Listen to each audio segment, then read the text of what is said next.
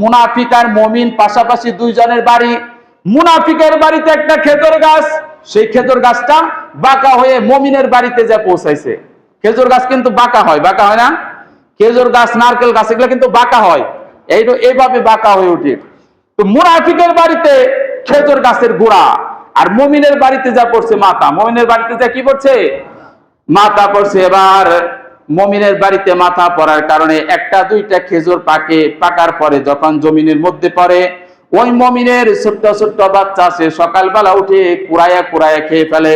এবার মুনাফিক বিশ্বনবীর কাছে যা বিচার দিলেন, ইয়া রাসূলুল্লাহ, আমার বাড়ির খেজুর গাছ পাশের বাড়িতে যে মাথা পড়ছে, আপনার আরেকজন মুসলমানের বাড়িতে যে মাথা পড়ছে, তার বাচ্চাগুলা খেজুর গুলা কুড়াইয়া কুড়াইয়া খেয়ে ফেলে, আমি এর বিচার চাই।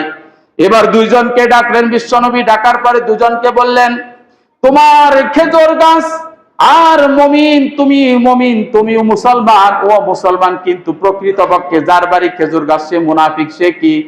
সে মুনাফিক।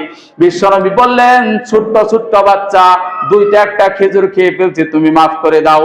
এবার ওই মুনাফিক বলল, না, আমি মাফ করব না, আমি নগদ চাই, কারণ আমার খেজুর খেয়েছে। আসলে সে মুনাফিক। আসলে কি? মুনাফিক। কিন্তু প্রকৃতপক্ষে যদি মুসলমান হতো, মুসলমান হলে ক্ষমা করে দিতেন। সুবহানাল্লাহ বলে। কিন্তু সে মুনাফিক। এরপরে বিশ্বনবী বললেন, এই গাছের খেজুর যদি তোমার ভাইয়ের সন্তানরা খায়, ইন্নামাল মুসলিমুনা ইখওয়াতুন, প্রত্যেকটা মুসলমান একে অপরের ভাই। এই খেজুর যদি খায়, কিয়ামতের দিন জান্নাতের ভিতরে আমি মুহাম্মদ সাক্ষী দিলাম, তোমার জন্য জান্নাতের ভিতরে এরকম হাজার হাজার খেজুর গাছ আল্লাহ রোপণ করে দিবে। সুবহানাল্লাহ। রাসূল সাল্লাল্লাহু আলাইহি ওয়াসাল্লাম কি মিথ্যা কথা বলে নাকি? যে তোমার ভাই দুইটা একটা খেজুর তার বাচ্চারা খেয়েছে, তুমি মাফ করে দাও। যদি মাফ করে দাও, তাহলে জান্নাতের ভিতরে তোমার জন্য আল্লাহ হাজার হাজার এরকম বড় বড় খেজুর গাছ রোপণ করে দিবেন। এবার মুনাফিক বলল, আসলে তো মুসলমান না, আসলে মুনাফিক। মুনাফিক বলল, আমি নগদে বিশ্বাসী, বাকিতে বিশ্বাসী না। আমি যদি এখন আপনার কাছে বিচার চাই, তাহলে নগদে খেজুরের বিচার পাবো, খেজুরের পরিবর্তে সম্পদ, টাকা পয়সা পাবো। আর জান্নাতের ভিতরে খেজুর গাছ, সেটা হলো বাকি।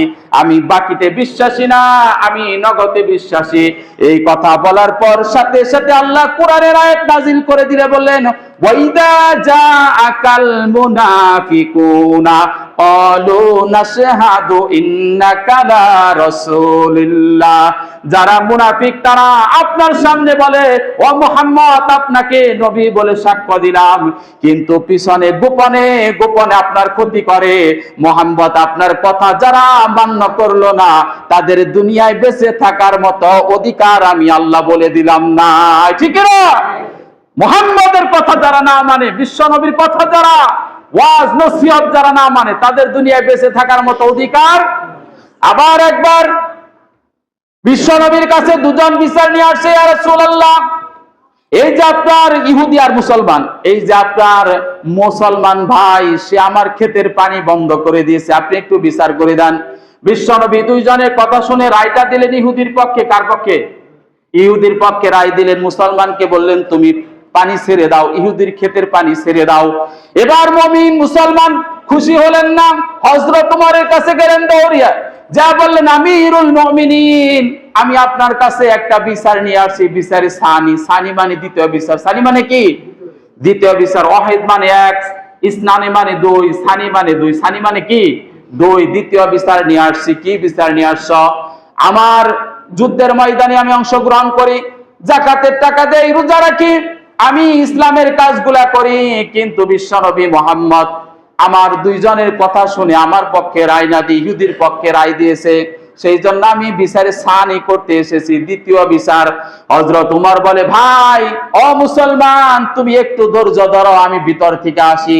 ভিতর থেকে খোলা তরবারি এনে এক কোপে কেল্লাটা ফালিয়ে দিয়ে বলো, বিশ্বনবীর বিচার যার ফয়সালা যার মানতে পারে না, তার জন্য দুনিয়ার আলো বাতাস হারাম হয়ে গেছে। সুবহানাল্লাহ। এজন্য মুনাফিক যারা, এদেরকে আল্লাহ বলছেন, ইন্নাল মুনাফিকিনা ফিদ দারকিল আসফালি মিনান নার, জাহান্নামের সর্বনিম্ন স্তরে বসবাস করবে। এই মুনাফিক ইসলামের ক্ষতি সবচেয়ে বেশি করে।